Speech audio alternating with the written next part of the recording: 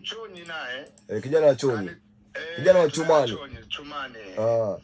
Kanipigia simu, bana vipi, naomba nikaperform saa 5 na kazi nyingine Rabai. Unaona mbele ya Mazerezi. Haya sawa bwana kakangu, wewe ka perform. Mimi najipiga perfume hapa, nafika kule naambiwa hajafika. Saa 5 na nusu. Vipi hajafika kivipi? Nampigia bwana kaka hakupokea.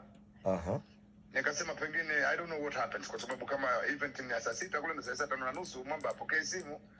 Sijui, sisi ni binadamu, kuna mambo mengi, barabara hii, mambo kibao nini. Nikangoja, nikapiga tena usiku saa 7 ile, nikiona Kelechi, tumekaa na Kelechi kabla Kelechi perform.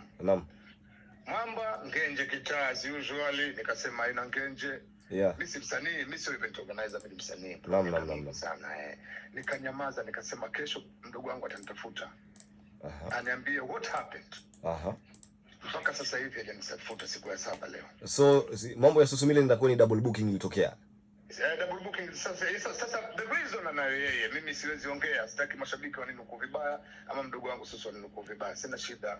Yeye ilikuwa nitafute bana asubuhi, inakuaje baada asubuhi Jumapili saa 7 naambie. Inakuaje 1 2 3 poa.